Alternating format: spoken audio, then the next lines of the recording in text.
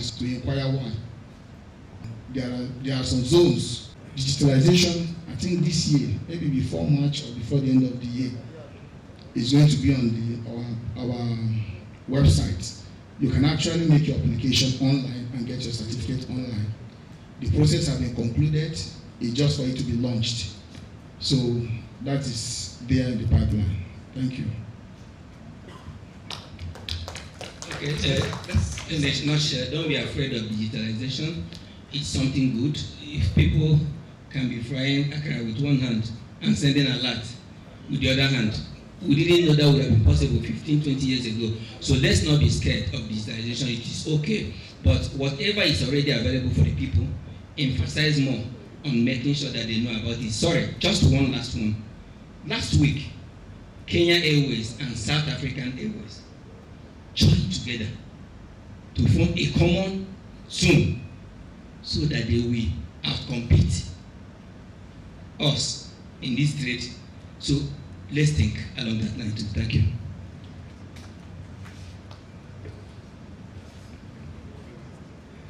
Okay, so my own final comment is that after AFCFTA has come to stay, there has been comments about the fact that information is very scanty.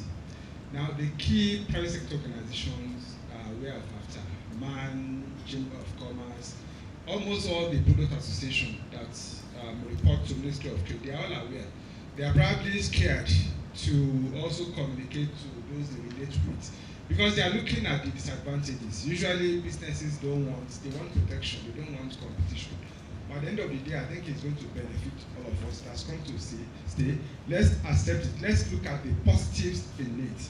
And for those of us that are government agencies, let's put our hands together to see how to support our businesses to maximize the benefit from your safety. Thank you.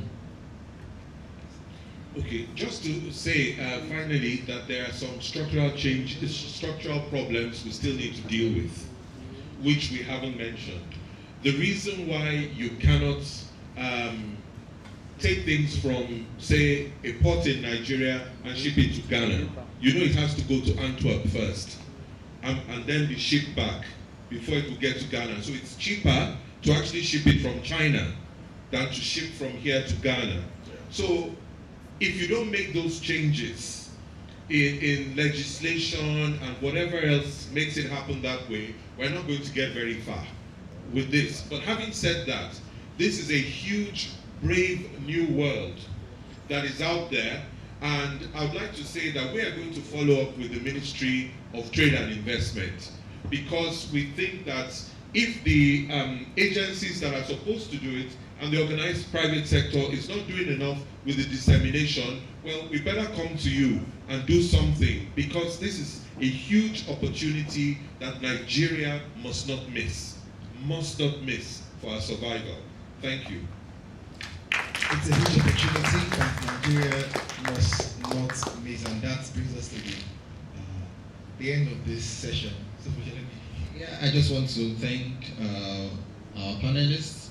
Profound appreciation for your time to be here and then to share your thoughts.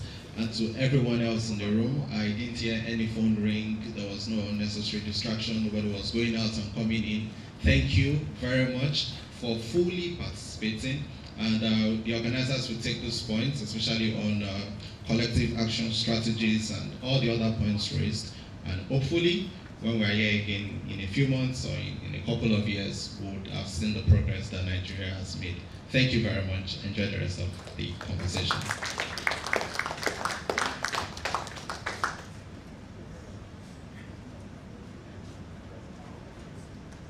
Thank you, everybody. Thank you, Felucia.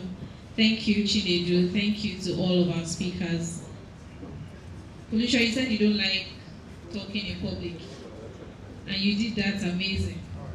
We now like talking in public. All right, thank you, everyone.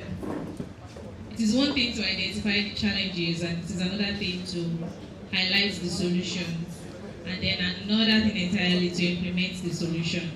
They talked about the challenges of infrastructure, the need to encourage compliance, and the exposed agents, and and she talked about the people that will lose their jobs and then follow up with agencies for trade and development. That was very enlightening, and I really hope that beyond just talking, there will be results. Okay, before we move to the next item, which is a presentation from One Port 365, I want to call another couple. Yes, another couple. Hi. Please speak the microphone in front of you and tell us your name. Come again. Armstrong. Who did I pair you with? You took notes. Who did I pair you with? Is she here? Is he here? Doctor. Okay. So tell us about Dr. Chidi, especially how networking with him is going to help you as a person, help your business, partnership, investment, etc. We can't hear you, Armstrong. You didn't speak about business. Oh, you didn't speak at length. But I'm sure you know the number of children he has. Or his net worth, at least. He told me he has 3 children. 4 children. 3 children. Okay.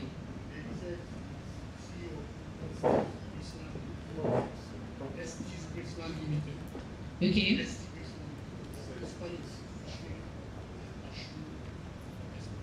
Yes, we know that.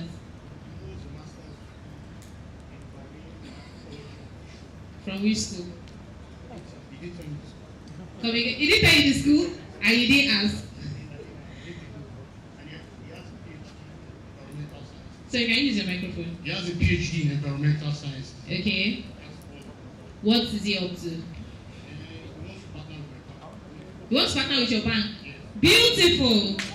Okay. Dr. Chidi. So what do you know about Armstrong? Okay, beautiful. You are not even using your notes. Please put your hands together for him. And the Armstrong works directly in the place that they do from M for exports. Okay. Armstrong is an operational person. Okay. And he is actually interested in expanding, right, meeting with people to boost what he's trying to do for Unity Bank. He has a very big dream for the entity that he's working for. And it interests you? Yes, Unity Bank. And it's of interest to me because I let him know that their bank for the past 1 or 2 years have been doing very well in agriculture. So we have agreed to carry. Did we exchange contact? Yes, we have exchanged. Beautiful. All right. I'll call on the next couple in a bit. But before that, I want to invite the Team Lead Technology 1.365 to come and give us the 1.365 vision and digitalization drive in the context of AFCFTA, that's the African Continental Free Trade Area. Please put your hands together for Adewumi Adebayo, the Team Lead Technology at 1.365, ladies and gentlemen. He's going to give us a presentation very quickly for just about 20 minutes. Hi, Adebayo. Are you shy? No, you don't look shy.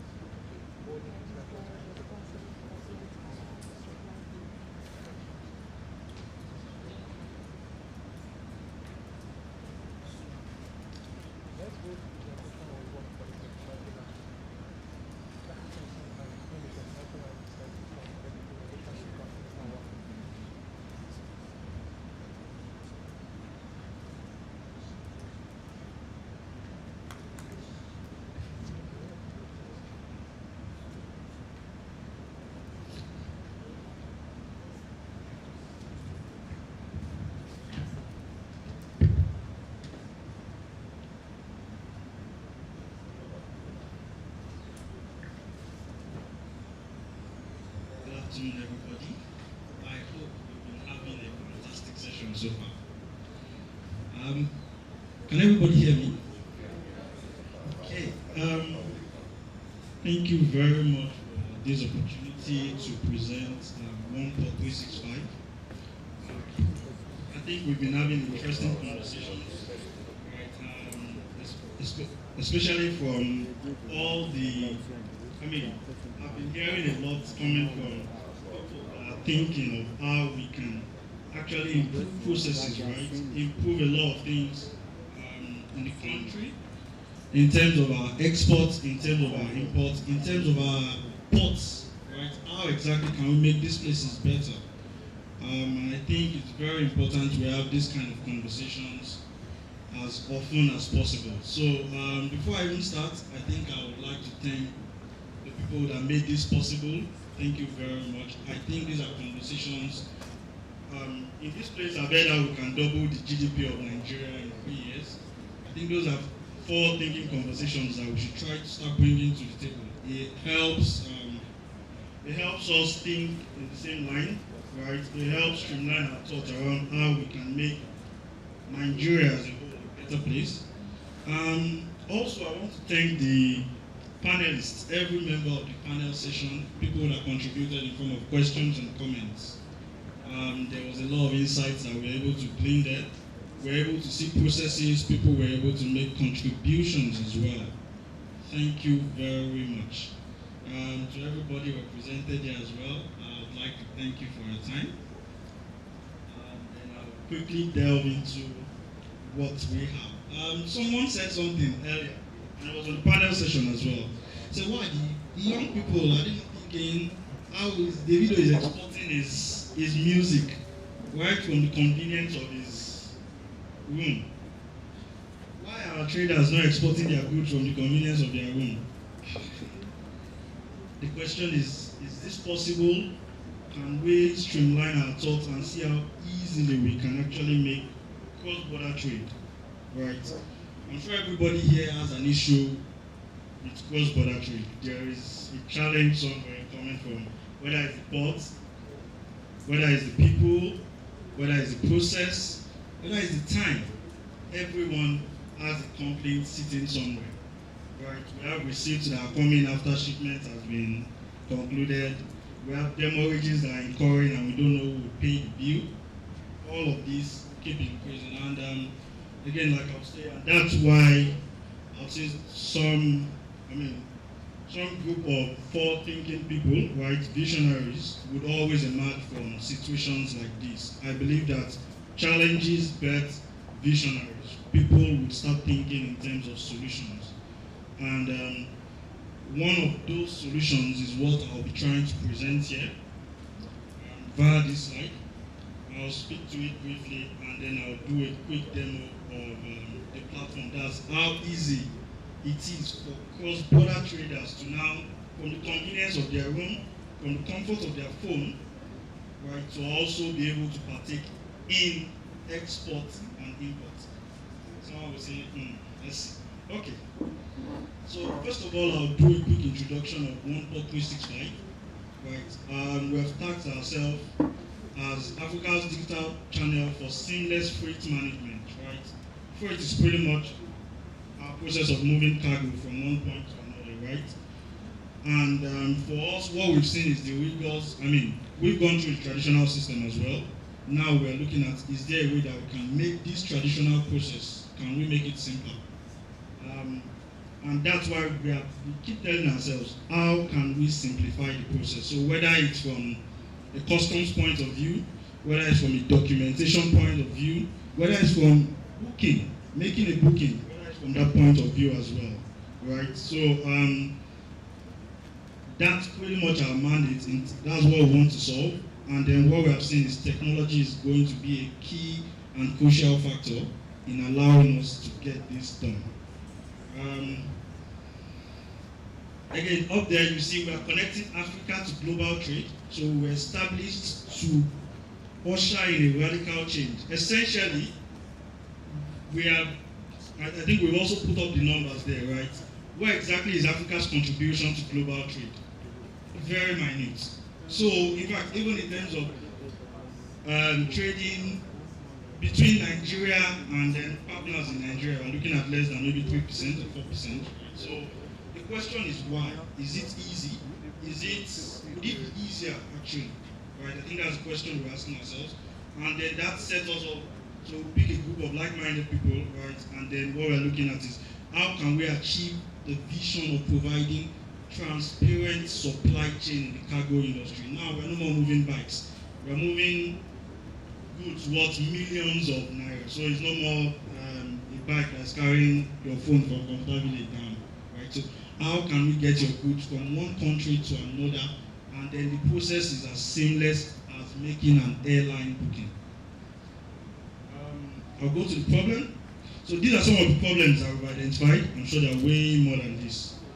And then just to also capture this problem in our minds, right? I will, especially for those that are in the exports or export, import, what exactly, how long does it take to know how much it will cost you to move your goods from Kaduna to Rotterdam, for example? Anybody? Can you tell me how much it will cost you to move your goods from Kaduna to Rotterdam? Anybody? Right. Now, this question I asked, right? I asked that question in a couple of seconds. Nigerians answer that in days, weeks. It will start with you picking up your phone, calling up your customs guy, how far, this. Then you start talking to the shipping lines, right? Then you need to get someone that will do the trucking. How much will trucking cost me? Then you need to get the people that would arrange for the necessary agencies to come to your warehouse or factory. Then you need to, I'm looking at all of these calls. And that's not all, because now we now need to start comparing. Which one is cheaper? Price is sensitive for us, right? So which one is cheaper? How can we get cheaper services? And how can we get it? What's the cost of reliability, right? So what we've seen there is we have delayed and unreliable goods. So you talk to Mr. Man, the first person is giving you a particular amount, the second person is giving you his own amount. The second one is the supply chain, over 30 middlemen involved. I'm sure everybody has a role to play in this. So we've seen different, let me use the word, job descriptions coming in the supply chain, especially for freight. We would have people saying, in moving cargo, I'll get you better, I'll clear your goods better for you. I'll give you a better service. I'll give you a better, and in this, having a lot of middlemen is actually where we start cutting corners. So even though we say, oh, I have someone that does it for me. I have Mr. X, I have Mr. Y, right? Mr. Y is trying to get that at a particular very good rate. Let me use that. So he gives you a good rate. He misses certain government documentation, or he doesn't want to go through certain processes, right? So he tells you, come, I'll give you a good rate. You talk to Mr. X, and then by the time we come back, we say Nigeria does not have quality goods. The third one is now the service providers themselves, right? I'm sure for people that export or import, when we talk of trucking, you see a lot of, by the time you talk to users in that space, sometimes it can really be laborious. And also the documentation. I think I like the part that was highlighted today. People don't even know what to do. What documents do I need to move my goods from Kachia to Rotterdam? And what we've also found out is, one of my colleagues actually shared that as a concern. The person is in the north now, Kano. The documentation that they're asking for is different. And then the person comes to Lagos, the same thing. And then it's a different set of documentation, right? I believe that these are processes that we can improve upon. But why would we allow people that want to ship, someone that wants to connect to global trade? I want to sell ginger to my customers in Spain. Why would we allow that person first make the mistake of not having the proper documentation, incurring demurrage, and then maybe even discouraging that first-time shipper? And then finally, zero visibility of cargo. Especially here, once cargo leaves factories or warehouses, that's the end. You hope that they get to the port, or we'll continue calling the driver. Where are you? Where are you? Sometimes drivers are still sleeping in the factory where they are, but you're assuming you should get to the port in 3 days. Now, why is this important? The timeliness of even conveying goods to the port would also affect things like charges that we incur. So, goods are not able to get in at the right time, we start having challenges with, again, demurrage, right? And then, just a quick fact, you see, according to the World Bank, Sub-Saharan Africa is the least connected region. 4% of global trade, that's what we make up. That's a very tiny number. 4% of global trade, and then 17% intra-Africa export quota. That's from the world exports. So I'll give a quick analogy of the traditional way. What happens now? This farmer, let's call him Aminu, is in Kano. He wants to get to Rotterdam. First thing he looks for the costs. How much will get me to Rotterdam, right? He's talking to lots of truckers, talking depending on where he wants to ship, and then how much cargo he wants to move. When he's done with that now, you see, after getting that, in weeks, literally, the next step is the haulage process. That's the road. I think that was also touched on in the panel session. How am I able to get it from Kano, from the factory in Kano down to the port at Apapa, right? He has to call people that he hopes they are genuine people. I have to really trust them that they are genuine people. Then he puts them on the vessel as well. And then he also is not able to give things like, oh, is there a time estimate? Has there been a transshipment? So for example, we know that a lot of transshipment happens, right? A cargo that is bound for a certain country, they make a stop. There is a transfer of your cargo from one ship to another, and then the next cargo takes it to the final destination. In doing all of this, Amino has no visibility. He just has to keep promising. Now, all of these promises make turnaround time very, very, very high. We're looking at sometimes 90 days. There was a question as well on the panel, just to rejig our memories. How long will it take me to get to Togo? Was it Togo or Congo? Some people said 1 day. Some people said it can be as high as 30 days.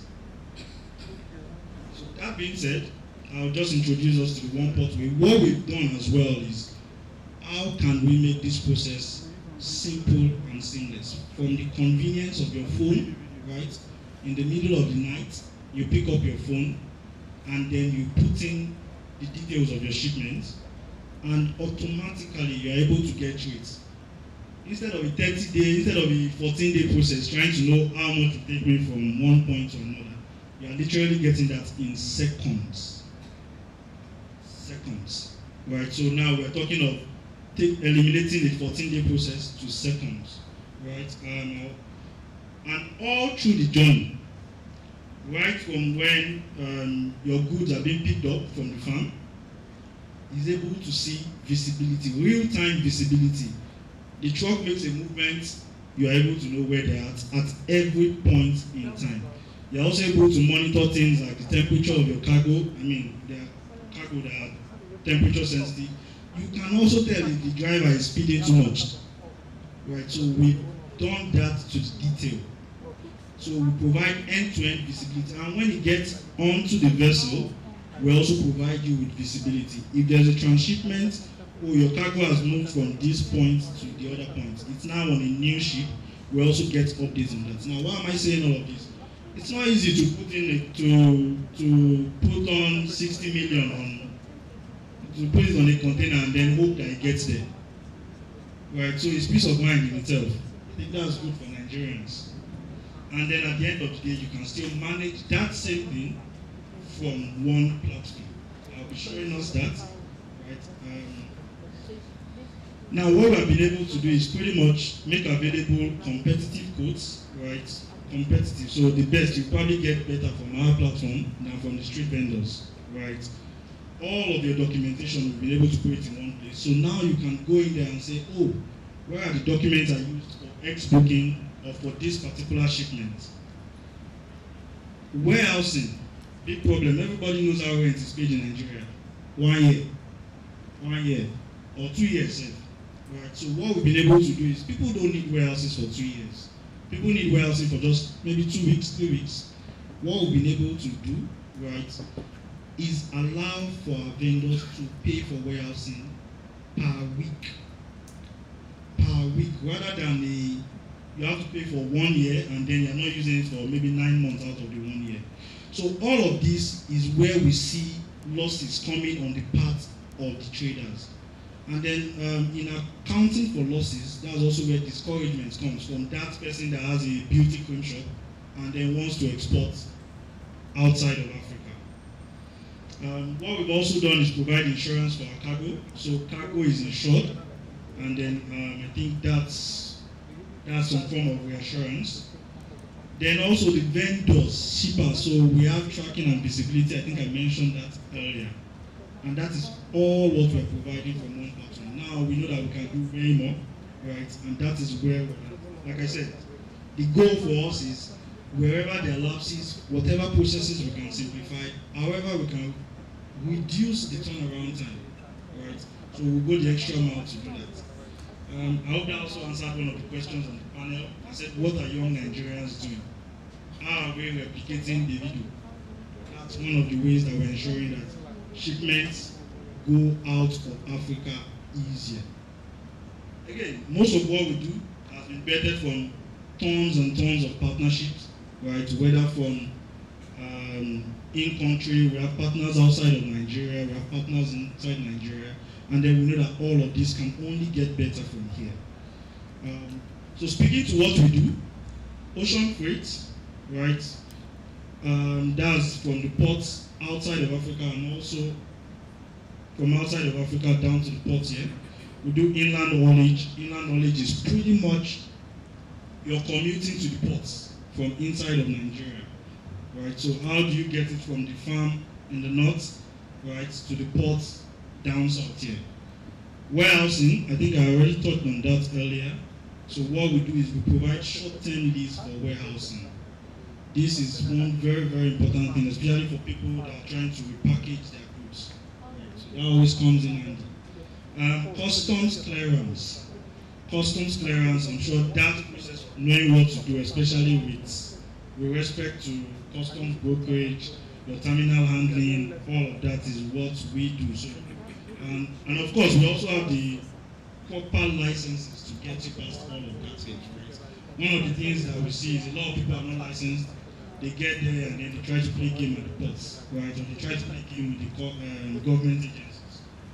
And then finally, marine insurance as well. So we've partnered with insurance companies, right? Lots of brokerage firms, and then the actual insurance companies to give people insurance at way cheaper rates. I'll speak to the value proposition.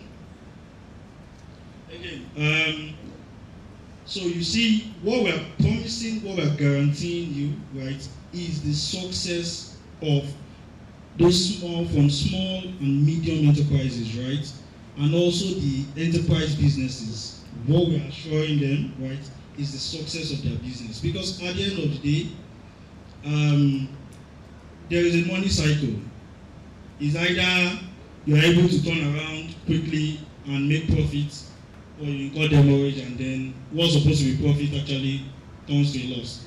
And what we've seen in the freight industry is very, very, very, very quickly, right? Your profits could turn to a loss very, very quickly. And also cash flow management. We mentioned transparency, right? How transparent are your vendors? How transparent are your shipments as well, right? How transparent are all your bookings, your payments? That way, from a management point of view, right, this can be shared. This is what we paid for. This is what we have been paying for as well, right? A lot of these things, in the course of say rubbing hands, one does not even know what goes where. So what we've done is we've ensured all of that process is very, very open, and then is available based on a per need basis. Okay, so that's pretty much. This slide was a very short slide. That's an introduction to us. For the next 10 minutes, right, I would also be doing a very quick walkthrough, just a sneak peek. So for the next 5 minutes, I'll be doing a sneak peek as to what we are working on. And then after that, we'll probably take questions as well.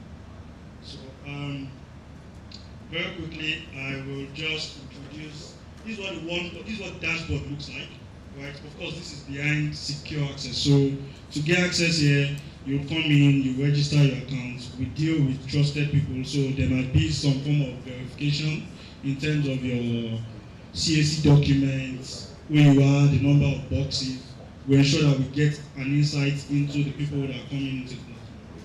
By the way, in terms of security, we are also employing like bank standards, right? So to ensure that the platform is secure. So your data, everything that you put in there is secure.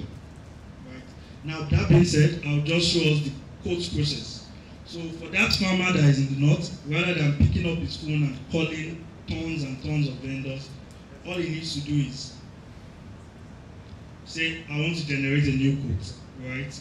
It tells us where is the quote coming from. I'll say Kachia in Kaduna, for example. Okay. Where is the origin? So where do I take it to? I'll select Apapa. Aminu is trying to ship to. Now we have also listed out all the ports in the world. So pretty much wherever you want to ship to, we have it covered here, right? I'll say Rotterdam, Netherlands, and then you can put in its cargo details. How many containers would you need for your goods? I'll say 2, for example. What size of containers? Then what kind of goods as well are you shipping? Raw materials, agro-allied, solid minerals, or finished goods? Let's say agro-allied. I think I heard about that. And then what's the value of goods in Naira? Now, all this being done allows us to get insight on our customers. And I mentioned warehousing earlier. It's optional. So you see, click to include warehousing to your shipment. How long do you want warehousing for? I want warehousing for just 1 week. So I can put that in here and I don't have to worry about next week. So you pay on a weekly basis. And then once this person clicks on find rates, the 30 minutes, the 14 days task is literally what we're able to avail to him in seconds. So now he knows how much customs brokerage would be, right? He knows how much, what the shipping charges are. What we do here is a form of a hybrid model. So we've partnered with most of the shipping liners. Again, this is a test environment. So you see Maersk there, you see APAC there, you see CMA, and a whole lot of them that are applying that route within the time that he wants to ship. Right? So we have done a lot of partnership, and that's why I said most of what we have done through partnerships, and we'll continue to do a lot of partnerships. We're still looking at partnerships with people at Terminal, the people that are doing the sanitary as well, right? So we're looking at those kind of partnerships that would enable people that are exporting, just that simple, easy process. So this user can come in and select his preferred shipping line, the inland logistics, right? So this is the commute from Kano to the port, or Kaduna as the case may be, warehousing, and then we also have our insurance partners here as well. Right? So this is insurance for the total number of containers that he wants to move. Now once this is done, I'll speak to 4 core things that this allows our users to do. One of them is bookings, which is what we've done. The second one is payments. What we've seen is a lot of customers have to go around to make payments. So you're making payment at one agency, go to the next agency, make payments, go to the third one. What we've just done is allow you to make payments straight from one platform, one edge. So you make just one payment. And you don't have to worry about all the government agencies in between. All of that is what we've taken away.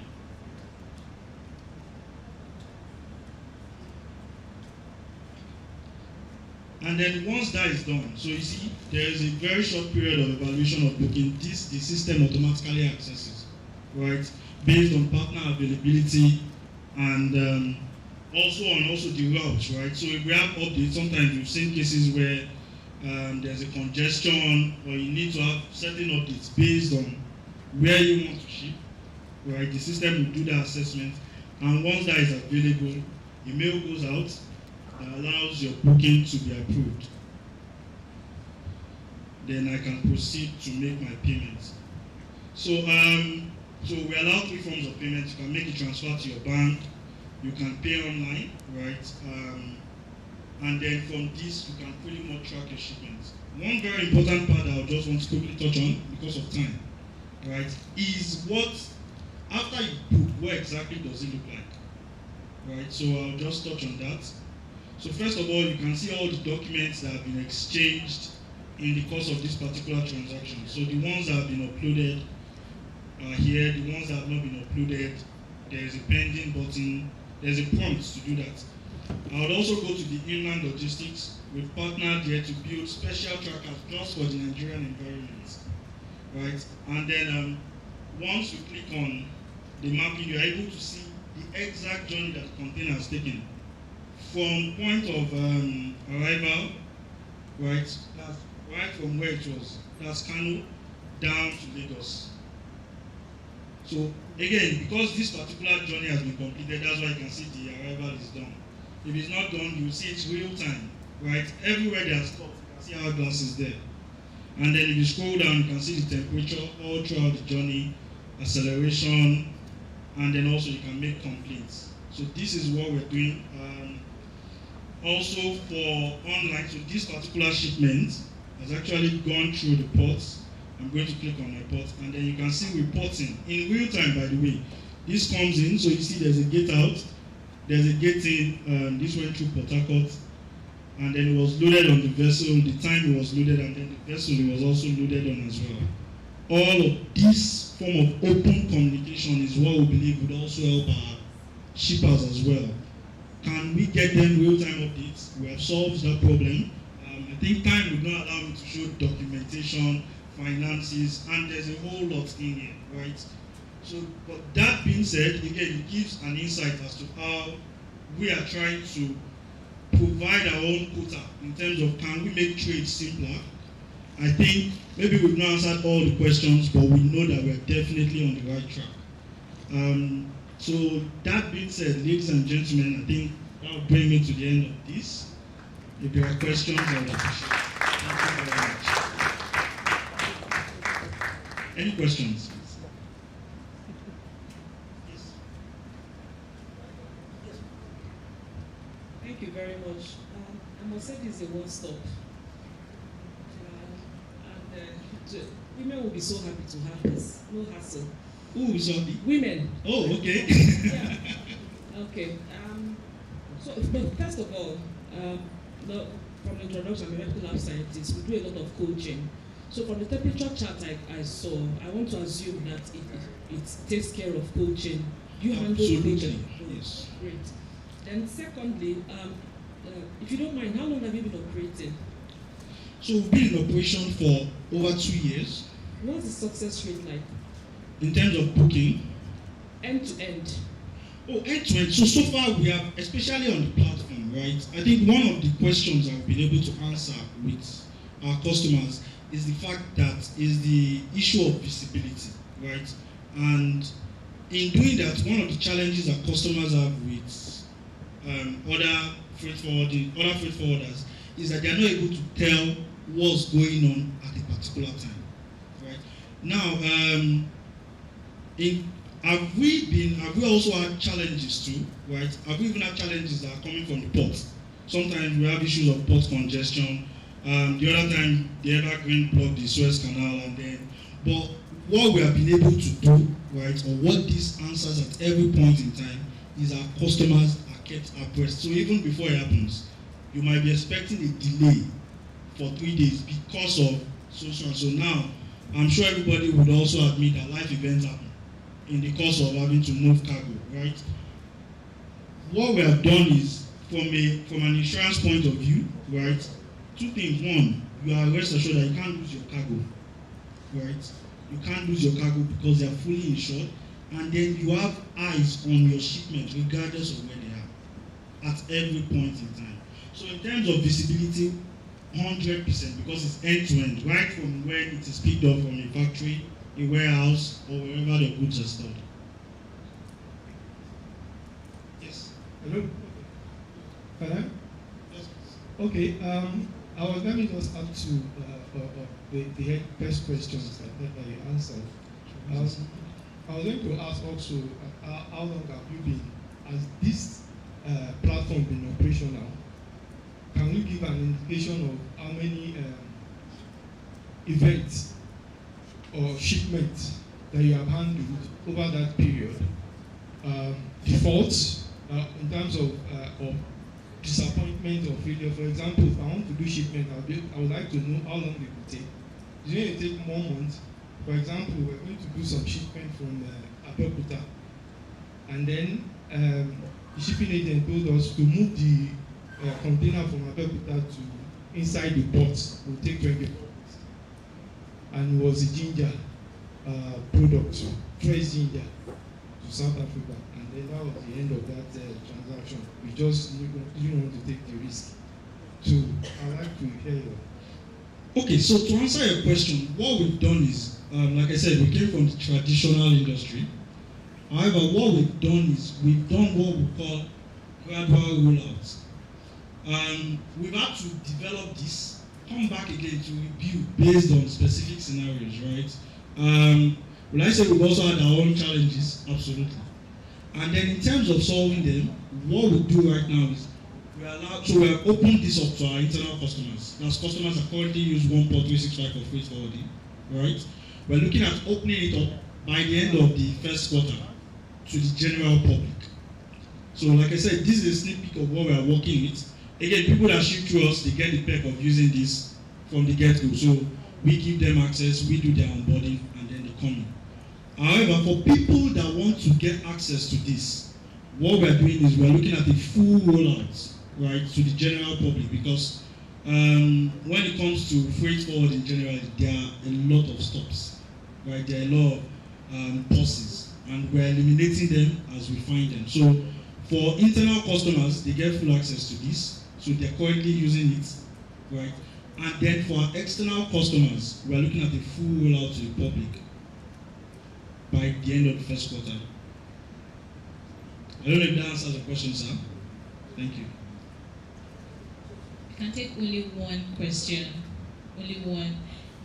During the launch, you can network with them. They have a stand behind there, so you can meet them for further questions. So just one person. Yeah, I want to ask a question, please. When these cargoes are being moved from the owner's premises to your warehouse, is there anybody in your team that witnessed the stuffing of this cargo? Absolutely, yes. That is very, very important. Yes, absolutely. So we have a dedicated team. Again, like I said, I think we've made all the mistakes. But a lot of the mistakes in terms of having to do it traditionally. So we've been there. We've seen what the people that do the run around have suffered. We've seen it, right? So, and that's exactly what our team has been built to solve, right? So we've seen the processes, we've done it manually, we've done the follow-up, we've done the having to stop. What exactly does it take to stop? So we've done all of that manually. And because we've witnessed the challenges that were involved in that space, what we have now done is how exactly can we make this thing? It's stressful, it's not so easy. How can we make this simpler? Anyway, it's good because I know I've been in port operation for so many years. Some people can export empty container and claim there is a ginger. You know that? Yes. Thank you. Sorry, I think I'm allowed the last question. So you mentioned earlier on when you were sitting here and the panel was there about the sharing of data, how complex that is. Now, in order for this platform to work, you need a lot of partners to share data with you.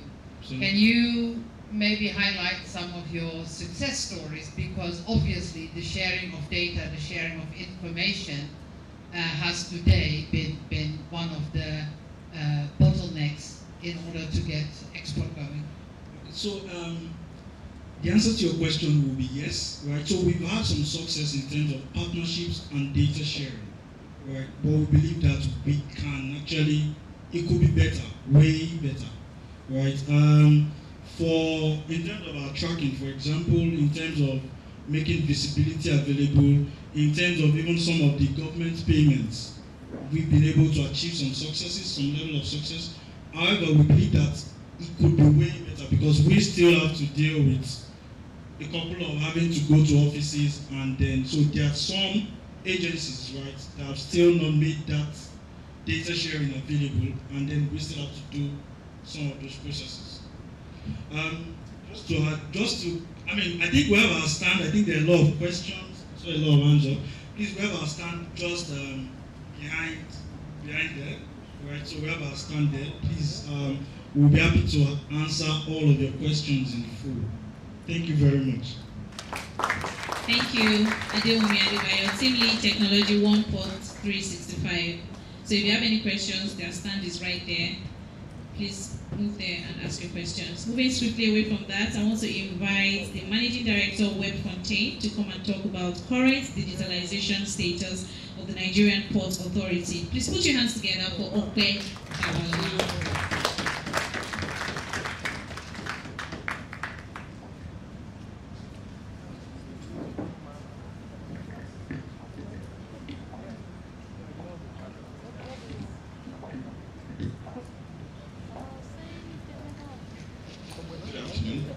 I will try to be very brief.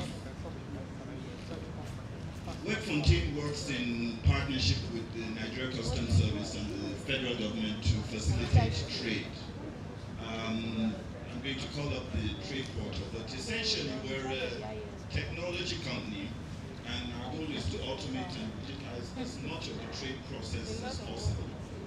And our work with NCS is primarily the hosting of the trade platform. We also, because it's trade facilitation, this involves working with other agencies that are involved in the trade space. For example, CBN Form M is on there. CBN Form NXP is on that platform as well. The SON certificates, the NAFDAC certificates, the NACs as well will soon be on there. The CBN, other agencies, and the commercial banks. I think we're trying to call up the trade.gov.ng, which most traders use. But I'll talk a little bit on NCS's, not ports digitization, customs digitization, as was said earlier. Customs is working on, okay, very good. Customs is working on digitizing several areas. First of all, right in terms of their operations. And there are three things that I do want to bring up here. The first thing is, I would like to bring up a case for cooperation and connectivity between the various government agencies.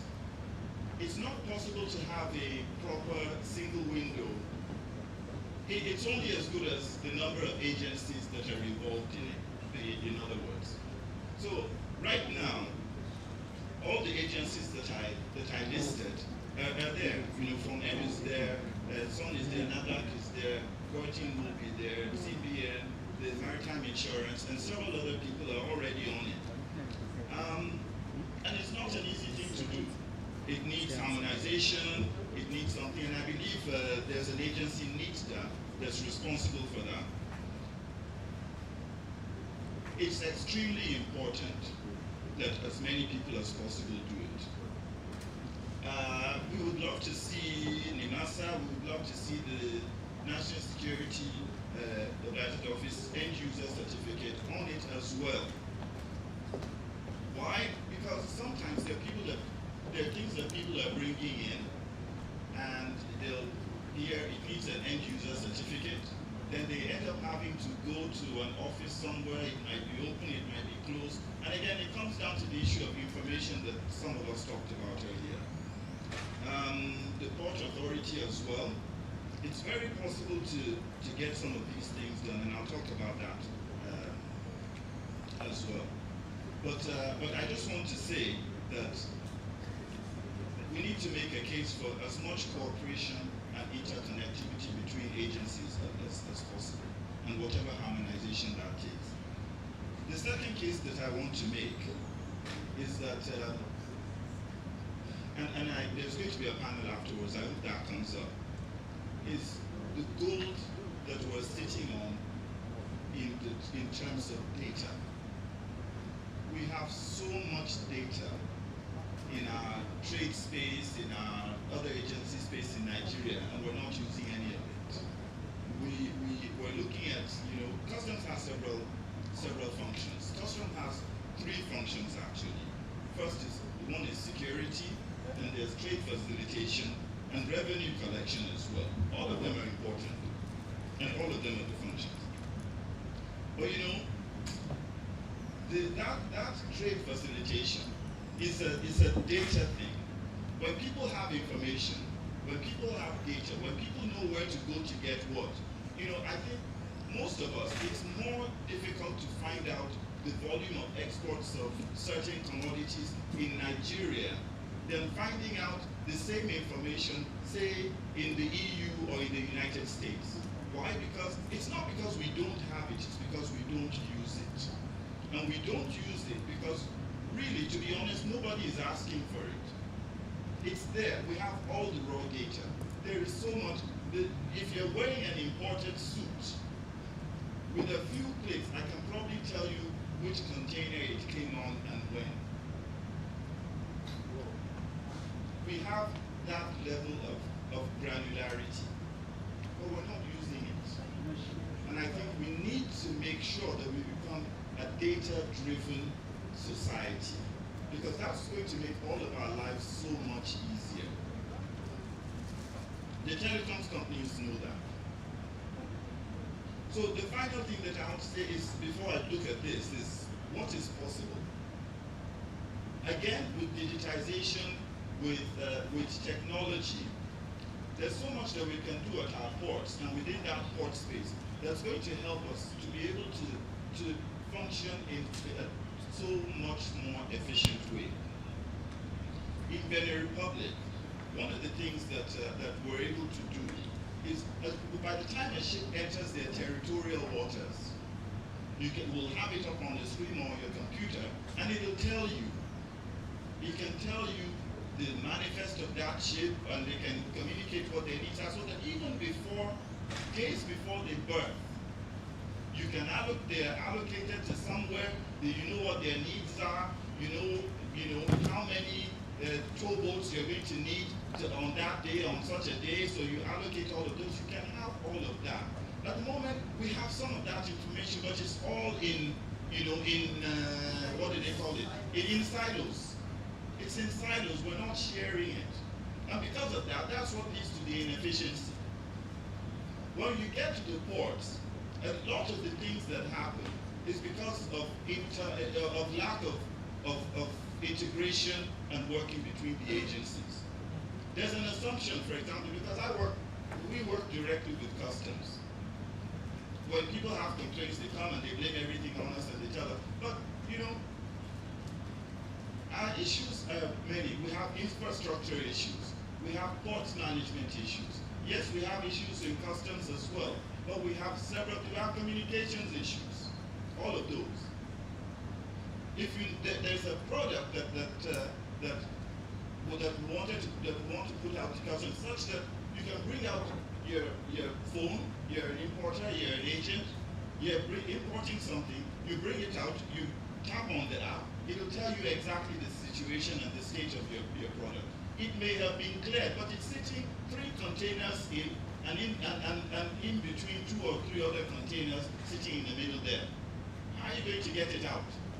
Are you going to lift everything up that? That's not a customs issue, that's a port management issue.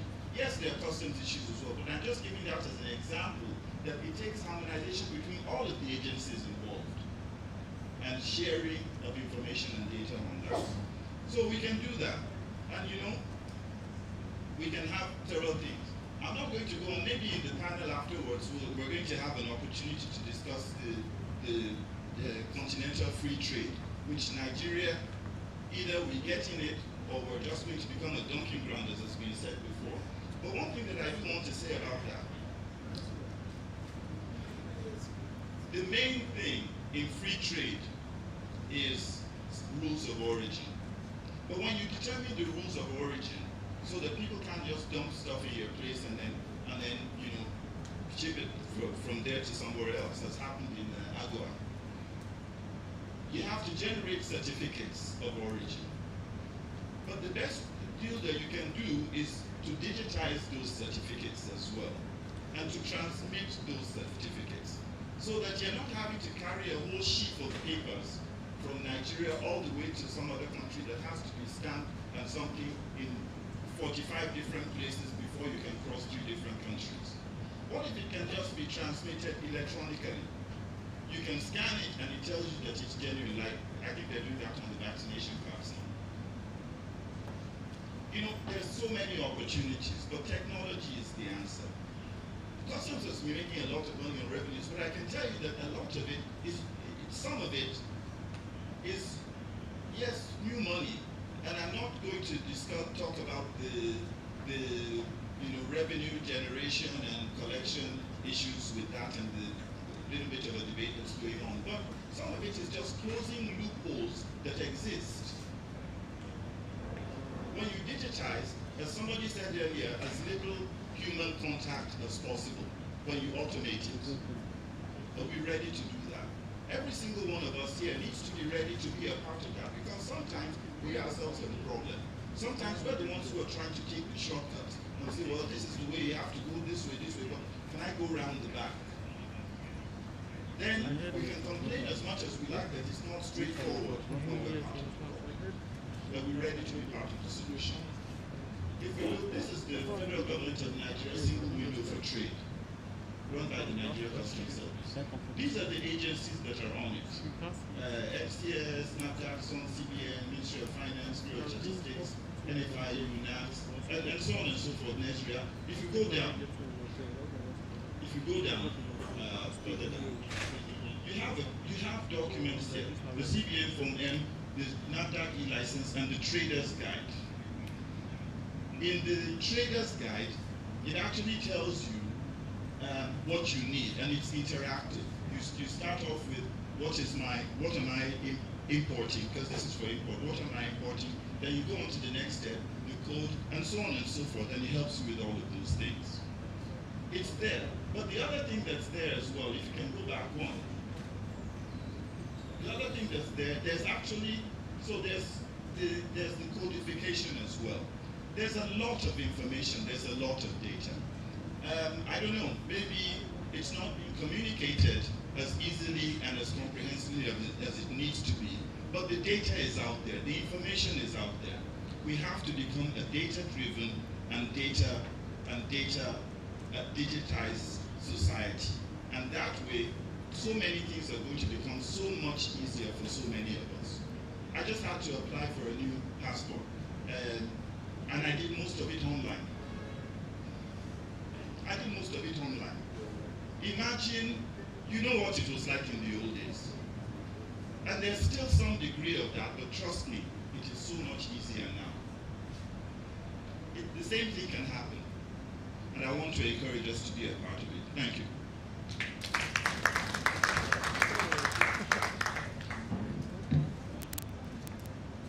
Mr. Okwe Babalola, the Managing Director at Webfontaine. Thank you so much, sir.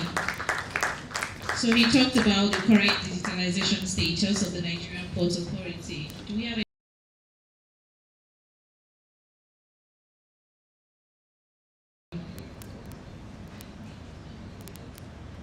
Okay. Oh, there's someone here too. Is there a microphone on your table? No. All right. Hi. Good afternoon, everyone. Good afternoon. Emmanuel is my name. Hi, Emmanuel. Before my question, I'd like to say to the organizer, it's been nice to involve port terminal when you want to discuss digitalization of port operations. So, I wear different hats depending on where I'm speaking. Right now, I'm speaking as a CIO for Tinkan Island Container Terminal. As a port operator, you would expect that we're able to get good access to the data Mr. Okwe described. But unfortunately, no. The best access we have into custom systems today is to log on into the platform and view some documents to print out the customs release. I have made several attempts to ask your office and ask for before this. I want an API interface to put the same information so I don't put the user sitting from the system. That's been denied to all the levels. So maybe now if I tell you, maybe it will happen. But you can imagine what it will look like for an importer or a platform like 1365 if they try to have access to customs data. If there will be no interface to share the data you've described, then we are blind. We can have huge data, but if you don't share, because you are responsible for customs data, if you don't share with us, then we're back to square one. So I'm putting it to you if it's possible. Open the data, give us access to get into it, and we'll all be better for it. Thank you. Thank you. One thing that I will say about, you talked about using an API to pull data. You have to remember that trade data is also security data.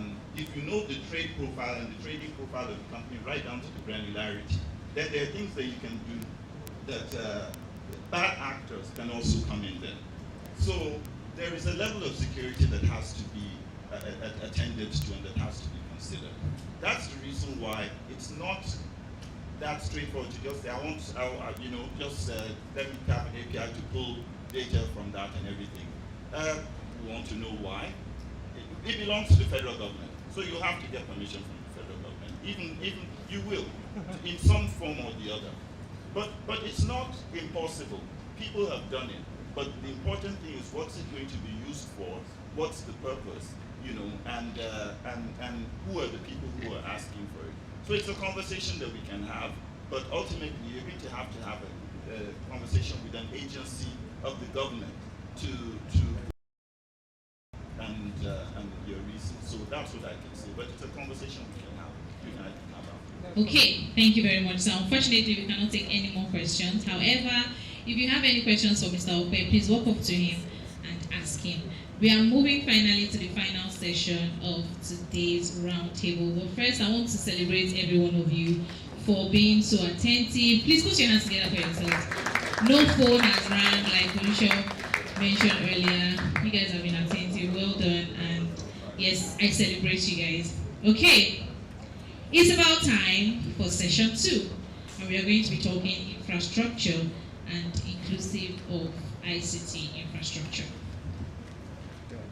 I want to invite the moderator for this session, the person of Chinedu Emborom, the Trade and Business Analyst for 1.365.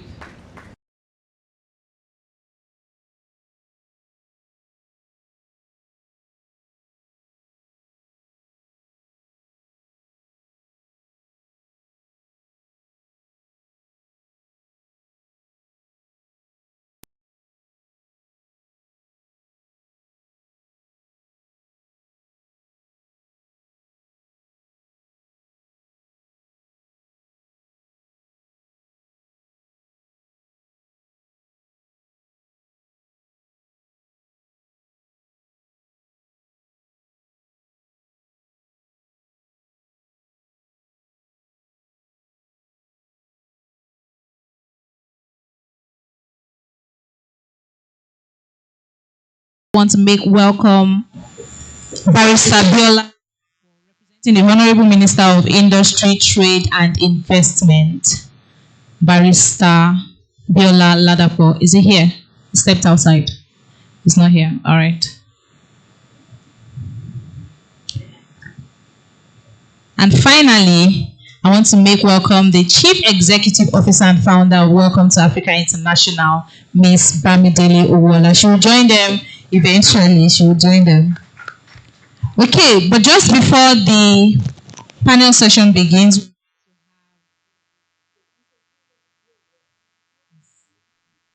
we're going to have a representative of the Acting Managing Director, Nigerian Port Authority, Mohammed Bello Koko.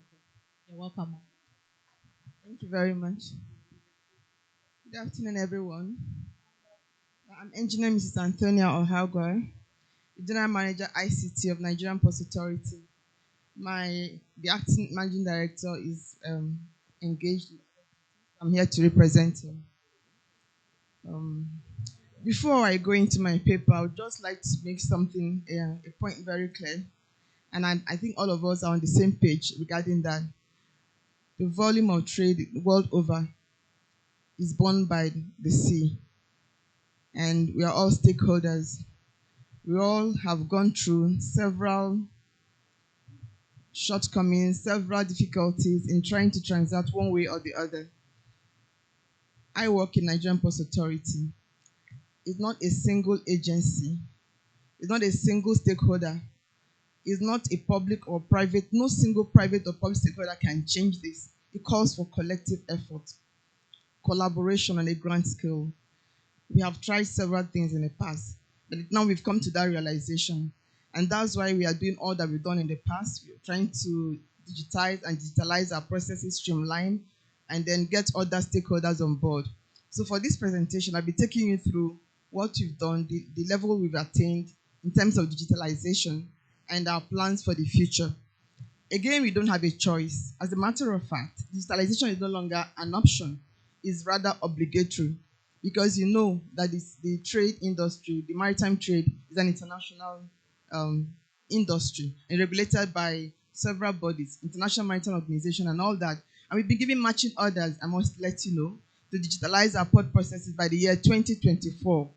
It's no longer optional, it's now obligatory. And for us to do this, it's not even a matter of just the organization doing that. There has to be the political will. There has to be backup from institutions and so many other things. Our brother there spoke about data sharing is important, but the ground rules have to be set. The MD of Webfontaine did mention that it's a security thing. Yes, it is. We need to build our cyber security. We need to collaborate a lot on that front. I'll just rest it there and go through my slides so I don't take your time. Thank you very much. So, like I said, my acting managing director is, due to his agency of duty, is involved somewhere in Abuja, so he can't be here. The ICT deployment in Nigerian Ports Authority. Okay, before I even go to ICT deployment, he said infrastructure. I want to narrow it down to ICT infrastructure. We know that in this part of the economy, in this part of the world, there's a huge deficit on infrastructure, and it's impacting on us in the trade, in the ports industry. If you are a resident of Lagos, you know about what happens in the Apapa axis, the congestion. So if we get these things right, it's going to help, in a very commensurate way to relieve the congestion in the port industry. All we need is collaboration, a single window, so we can have a fully digitalized economy. So for us in Nigerian Ports Authority, we align our projects with our business plan and strategy. We strengthen and streamline the internal processes to support ICT deployment. We know that we cannot just automate as our process is as it is. We need to streamline them so we don't automate inefficiencies. We ensured phase deployment, so we don't just automate everything at once. That would be unwieldy. You take them module by module, department by department, as you see later on the table. We have the deployment of a port community system to be integrated into national single window. We've already started that late last year. We got technical assistance from International Maritime Organization. They've taken us through key aspects, awareness creation, and all that.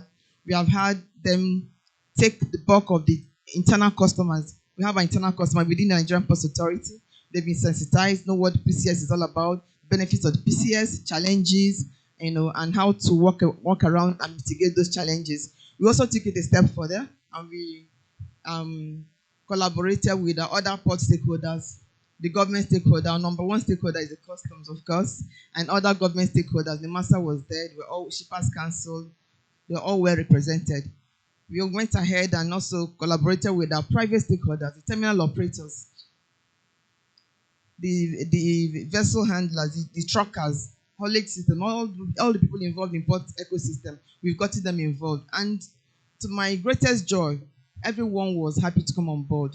We did an intensive questionnaire circulated to everyone in these within the stakeholders, both public and private, and they all gave their commitment. They gave their commitment to ensuring that the PCS works. So that's good news for us. We'll get there eventually. Next slide, please. Okay, this is our strategy for the next 5 years. We have our revenue invoice management system, the RIMS, which most of our clients are already familiar with. The RIMS was deployed in a hurry. My executive director then was in a hurry, so we didn't actually go through the full process of software deployment, but then it works. But because of the lapses that we noticed, we are working on RIMS upgrade, the 2.0 version. So that's going to take care of all the gaps that we noticed with the RIMS 1.0, the original version. That's taking us through 2022. Before the end of this year, that will be finalized. Then, of course, the port committee system I talked about earlier on. We have the Oracle Primavera project to help us streamline our